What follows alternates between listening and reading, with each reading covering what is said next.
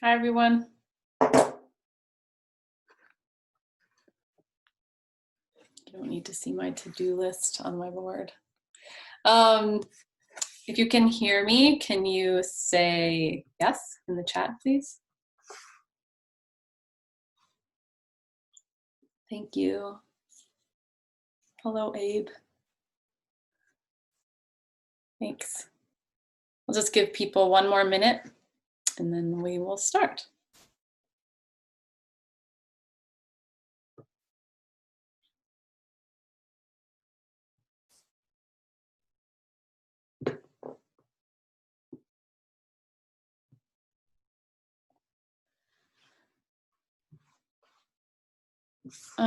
Cool.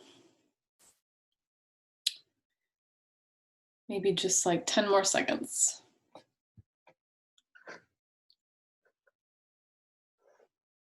Hi, Jessie. Hi.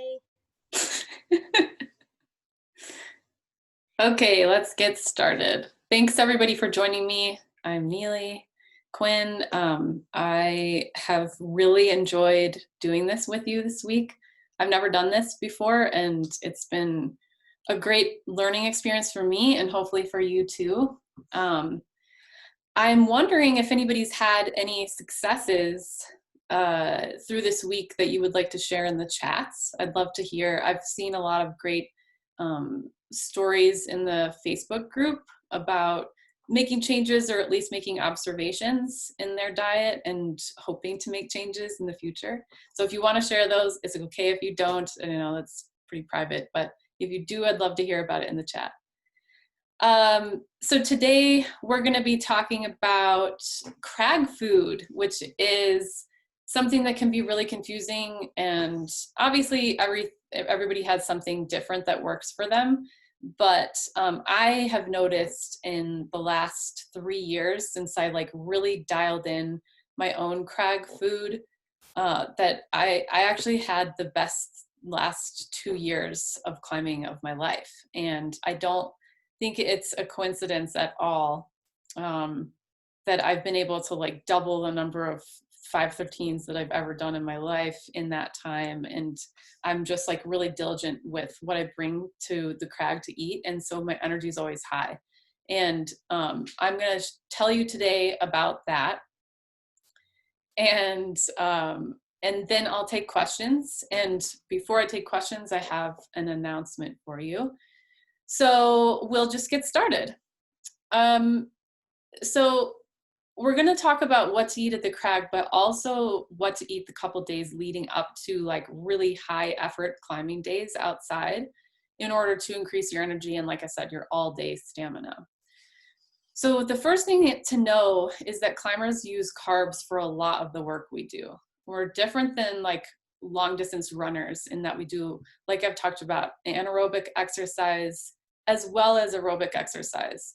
So anaerobic is any sort of like power strength moves, quick burst activities. So like powerful moves, max effort moves, short boulders or short bouldery sections of routes. These are all like a lot of anaerobic work. And anaerobic work uses carbs and aerobic work uses carbs as well. And we do some aerobic work while we're climbing too, for sure. So we need carbs to get us through those times, whether those carbs are coming from foods we're eating or as a highly fat adapted person from stores in our liver. But even as a fat adapted person, I think that we need to be using carbs methodically to fuel our climbing. And most of us aren't super fat adapted people, so we're not going to worry about that today.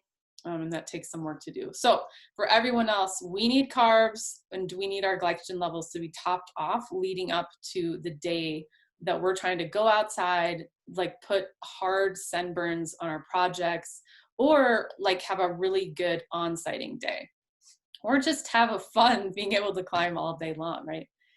But let's back up a minute. So a lot of people think that eating lightly on climbing days will help them feel light while climbing, but not eating enough, as we've learned this week, can make you feel sluggish and tired and easily fatigued and like easily pumped. So that's the opposite of light. You want to figure out the foods that don't make you feel bloated or tired.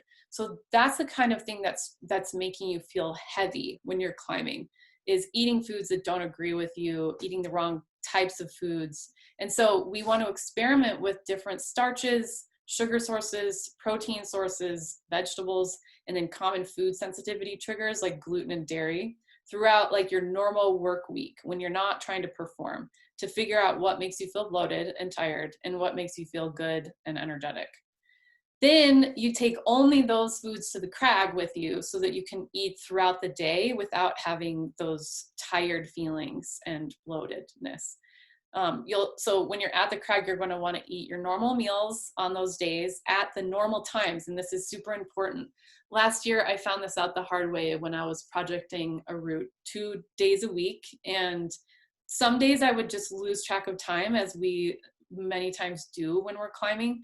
And I would skip my normal lunchtime, and I would definitely feel it. And it was really hard to come back from that after I had skipped that time. So I put myself on a schedule every day, and it worked really, really well. So your body gets used to that schedule that you have throughout the week.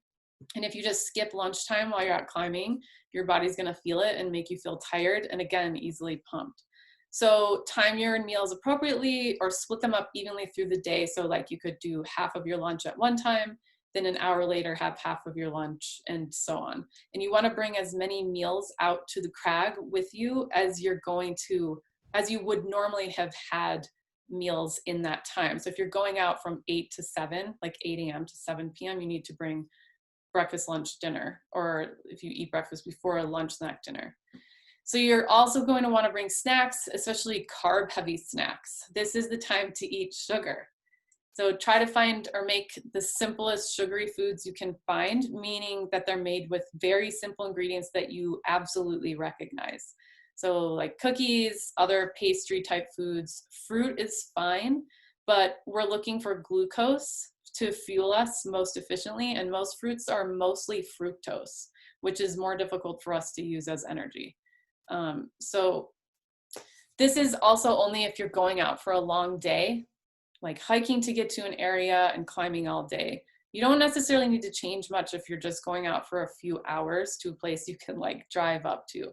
Maybe just a little sugar within 30 minutes of actual sunburns, or like whatever route you're trying to on-site or do well on, or boulder. The amount of extra calories and carbs depends on the person, but you can add in like 30 to 50 grams of extra carbs per 1 hour of actual work that you're doing up there. And that would include hiking, climbing, and whatever else you're doing. So then the days leading up to your big high effort days outside, you're going to want to make sure your glycogen levels are topped off. Your glycogen, we store glucose in our muscles as glycogen, and that is partly what fuels us up climbs. So we want to have your muscles have as much stored energy in them as possible. You don't need to like carb load like runners used to do and often still do. It's unnecessary and excessive.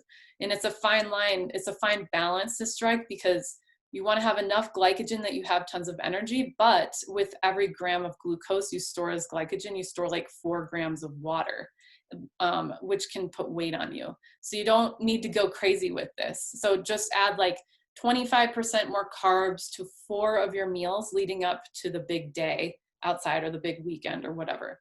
Meaning if you're going to go out on a Saturday, you start on Thursday night adding more starch to your meals. You don't have to like load up on sugar. So then continue that for the next day. So do the same thing on your breakfast, lunch, and dinner on Friday, and then Saturday you should be good to go, and you'll have those extra carbs to fuel you through that day too. So this can vary by person, but that's a good place to start and experiment with.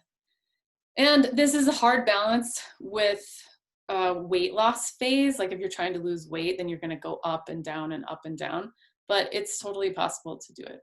So some ideas for foods you can bring to the crag. Honestly, all of your normal foods, like all of those foods that we just talked about, you knowing are good for you. Put them in a Tupperware in a little soft cooler pack with an ice pack, and you should be good all day. But bars, cookies, like healthy cookies, bread, honey. I just bring like a little thing of honey out there with me and put it on bread. or just eat spoonfuls of it, honestly. Natural candies. So your assignment is to try this before your next big outdoor climbing day or weekend and see how you feel. And I can almost guarantee that you'll feel better. Like almost every one of my clients who's done this has felt better. So it can be pretty miraculous. That's the presentation for today. And before I get into questions, and I will take questions and you're welcome to write them in there right now, I have something I wanted to let you know about, which is that I've been working on a comprehensive nutrition program for a really long time, like an embarrassingly long time. And I finally finished it this week and it's available starting today. So what you've gotten in this free challenge is sort of a cursory look at what you could be doing to improve your nutrition. But this program takes you like really step by step through the same process I take my clients through to figure out how much food you need and how many grams of protein, fat, and carbs every day and in every meal. So it also goes into healing digestive issues, figuring out food sensitivities, and I talk more about proper fueling for and recovery from exercise. And I go into emotional eating, disordered eating behaviors, and body image issues that we struggle with often as climbers. So I talk about optimizing plant-based diets in the program, and I have meal plans in there for omnivorous eaters and plant-based eaters, which is super exciting.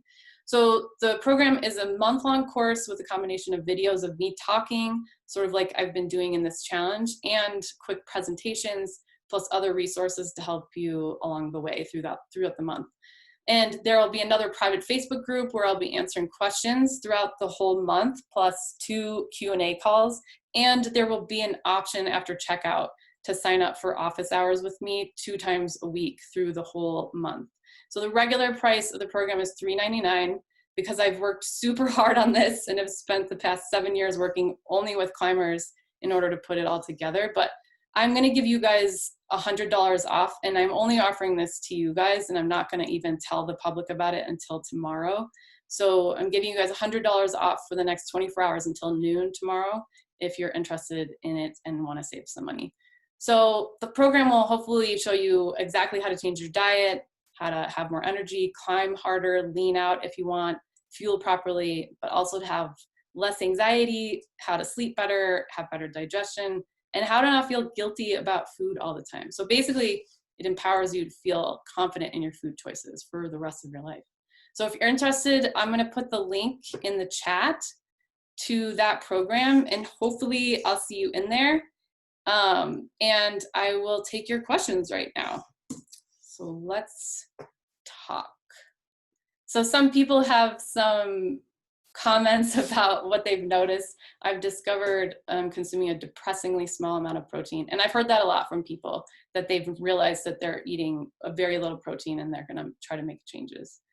It was eye-opening to think I was getting enough protein, but to chart it, and even on a high protein day, to realize I was maxing out at 20% protein. Glad to know that I need to chart my food every once in a while. And I even need to chart my food every once in a while still. So it's like you chart it and then you slip back into habits and then you chart it again and then you just learn over the years. Pastries at the Crag from Johnny. Yes, of course. But like high quality pastries as much as you can. Should protein levels be decreased when increasing carb intake leading up to glycogen storing? Let me read that again. Should protein levels be no, you don't need to decrease protein levels. You definitely don't want to decrease protein levels because that's going to decrease your energy levels. So you're basically just adding calories that day and a half before a big day out. And that it's gonna maybe give you some water weight, but it's totally fine. You'll use it when you're climbing and it's fine. So no, don't decrease protein levels. If we eat all of our calories for the day, we are maintaining weight and know the calories are right, but we are hungry after dinner, especially if the hunger might make it hard to sleep. How should we handle that at the moment? Eat? Yes, eat.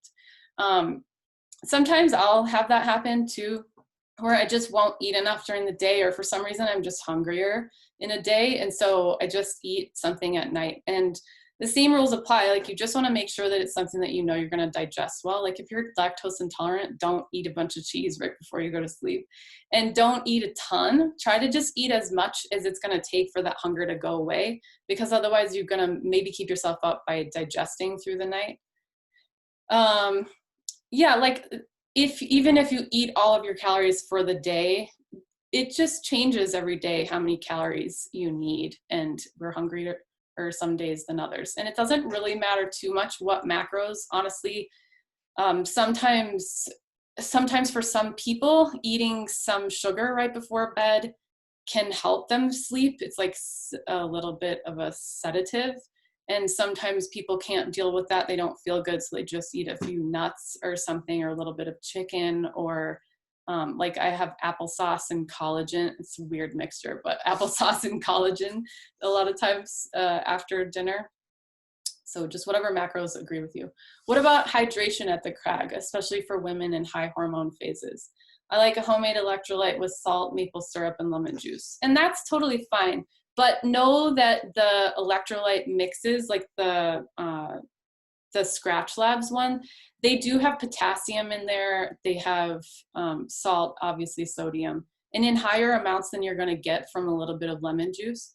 So you might want to invest in one of those. I have no affiliation with them whatsoever, but or like get a recipe for one, and maybe you already have, and that's totally fine. But I would just say, yes, have water. And especially as women, yes, we do need more carbs a lot of the time. And so a hydration mix, electrolyte mix like that would be really great.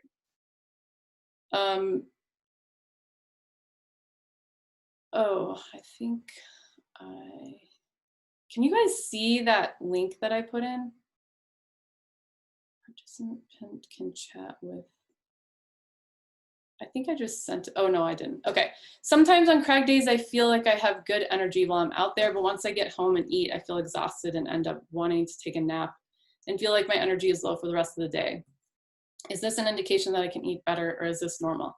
No, I wouldn't say that that's normal. And if it sounds like you're having morning Crag days and then you come home in the afternoon, if you're tired at night, that's totally normal, and then you just go to bed. But if you're taking a nap, so that reminds me of how people will work out really hard in the morning in a fasted state or without enough food in them, and then they're tired for the rest of the day. And I've seen that happen a lot. And so I would just encourage you to make sure, first of all, the day and a half before that you're eating properly, and then the morning of, eat a proper breakfast, like with the macros I've been talking about and the calorie amounts. Make sure your calories are up there. Then make sure that you're eating right after your hike up to the Crag, and then you're eating after your first pitch and after your second pitch. Like just keep eating through the day, and then make sure that you're eating right after, and it should clear up. I would look at your macros and see if you're really low in carbs, because if you are, that will make you feel really tired too. And it doesn't even have to be really low. You could be 35% carbs and actually need 45% or 40, and that 5 or 10% could throw you off a lot. My biggest days in the mountains have been on almost no sleep, little breakfast, and just a few bars during the day, all because of the nervousness. Yeah, adrenaline can do that. So adrenaline, one of the things that it does is it makes your liver push out glucose, like stored glucose, into your bloodstream. And so it can make you feel like you have that energy, and then just those stress hormones make you go. So it can be that. You also might be one of those people who, and this happens with a lot of times with, for whatever reason, like bigger built men, in my experience, where they're more able to go without very much food on big days. And I don't know why, and there's probably no scientific evidence, but those are the people I hear say that. And I think it's just because they have more body fat stores. Not that they have more body fat, but just like they have a bigger body to store it in. So it could be okay, but I would definitely recommend, especially if you're not recovering for days after those big days out, to eat more, bring more food with you. You know, like canned fish, canned chicken, things like that, where it's really easy to pack it out, and put protein powder in your water bottle and sugar, or hydration mix.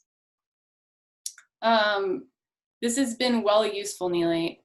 Feeling quite smug as I've been doing lots of the right things already. Some big errors though, one of which is not eating anywhere near enough fat. Do you have any tips for eating more fat? That's the easiest one to change, because if you're making, say, oats for breakfast, you just pour a little bit of coconut oil in those oats, or coconut milk, or have an avocado on the side if you're having something else on the side. If you're having a saute, you just make it with more olive oil or more butter or whatever fat you use. If you have a sandwich in the afternoon, just put avocado on it or more whatever fat you have. If you have dinner and you're cooking, roasting vegetables, just add more fat, more olive oil or whatever fat you use to roast those. A lot of times we're afraid of fat. We've been taught to be afraid of fat. And so you just pour on more of whatever fat you're already using. I once did a very low carb week before climbing and used Cytomax at the Crag and seemed to have more energy for laps than I ever had. What's going on there? I don't know, because I don't know what else you were eating, what kind of body type you have, things like that. But sometimes when we do go very low carb, you might have lost like 4 pounds in that week, and that can help you feel like you have more energy for laps just because you're lighter. Or it could be that your body just responds well to a lower carb diet, and maybe you had enough fat in your diet to compensate. It's confusing that it was just for the week, because usually after a week of low carb, people feel really bad. Maybe you had more caffeine in you that day and you were running off that. I'm not really sure. Sorry. Do a few more. I heard you mention fruit a couple of times. Is that something you recommend reducing or limiting? I eat bananas usually for energy while climbing. So bananas are one of those fruits that actually do have high glucose. It's like pretty much half and half glucose and fructose. And so they're fine. But a lot of the other fruits, like mangoes, are super high in fructose. A lot of fruits are super high in fructose. And you can just look that up online, like fructose content of fruits, to see what you're eating. But yeah, I mean, I recommend reducing it if you're eating a lot. Like I've had clients who come in and they're eating 7 servings of fruit a day, and it's totally messing with their macro ratios. So it just depends on how many you're already eating and how it fits in with your carb gram goals and your sugar goals. Tips for but fruit is good for you, like it's fine. Sometimes it makes people feel bloated though. Like it's really common to have that happen. Gassy. Tips for approaching weight loss and food in a psychologically healthy way, avoiding increased obsessiveness, anxiety, etc. That's a very loaded question, Lauren. And that's like a whole course in itself. But basically, you need to at least get a baseline for where you're at. And it doesn't require you to log, and that can be anxiety provoking in and of itself. Sometimes I'll have people, hold on a second, everyone. I only sent the link to Jesse. Sorry, the link is now at the bottom. I thought that people couldn't see it. I lost my place. I heard you mention fruit. Okay. Tips for approaching weight loss. So yeah, log to see where you're at and get a baseline. And then you'll at least know, like, I need to increase my protein. I need to decrease my carbs, and just play around with that for a little while. But don't get obsessive about the logging. Just log like a few days worth of meal planning basically for yourself, and figure out a few days that would work well. And I've done this before where I'll put that in my FitnessPal, a few days worth, and then I'll just print it out and I'll put it on my fridge. And then at least I know, like, I need 5 ounces of meat, this many vegetables, this much oil, this much starch in each meal, or whatever it ends up being for your particular diet. And then you can just switch out the ingredients in there. And then you don't have to be like logging obsessively all the time. But it's a process, and it can take some experimentation to actually lose weight.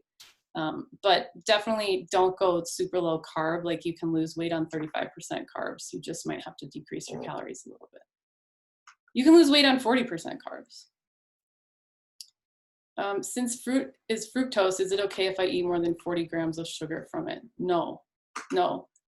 Fructose, too much fructose is partly what's making everybody obese and diabetic and have like, it's really hard. It's actually difficult for your liver to process it and make it into usable energy. And so because of that, that's where like fatty liver comes into play. I'm not saying you're gonna get fatty liver by eating too much fruit. I am not saying that.